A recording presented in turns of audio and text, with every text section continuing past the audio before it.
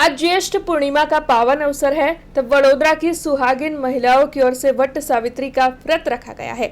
दरअसल आज के दिन का काफी ज्यादा धार्मिक महत्व माना जाता है। पूरी श्रद्धा, आस्था और धार्मिक उत्साह के साथ सुहागिन महिलाओं की ओर से आज का दिन मनाया जा रहा है। इस शुभ अवसर पर विवाहित महिलाएं अपनी पति की लंबी आयु, उत्तम स्वास्थ्य और सुख समृद्धि की कामना के लिए व्रत रखती है। मान्यता है कि ज्येष्ठ पूर्णिमा के दिन वट यानी कि बरगद के वृक्ष की पूजा करने से अखंड सौभाग्य की प्राप्ति होती है और वैवाहिक जीवन में सुख शांति बनी रहती है। तब सुबह सुबह वडोदरा की सुहागिन महिलाएं 16 श्रृंगार कर वट सावित्री की पूजा करने के लिए वट के पेड़ के पास पहुंची थी। विधि विधान से पूजा अर्चना करते हुए, वृक्ष पर जल अर्पित करते हुए, रोली, अक्षत, पुष्प और दीप अर्पित करते हुए महिलाओं की ओर से वट के वृक्ष की परिक्रमा की गई।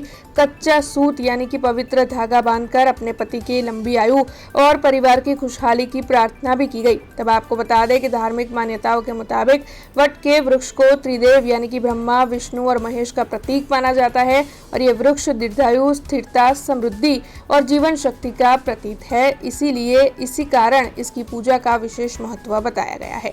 आज वड सावित्रीનું વ્રત છે, એમાં અમે અમારા પતિની આયુષ્ય માટે અમે વ્રત કર્યું છે અને જેમ વડ સાવિત્રીએ એમના પતિ માટે વ્રત કર્યું હતું, એમના પતિને આયુષ્ય માટે, એવું અમે પણ અમારા પતિના આયુષ્ય માટે વ્રત કર્યું છે, એમનું આયુષ્ય લાંબુ કરવા માટે।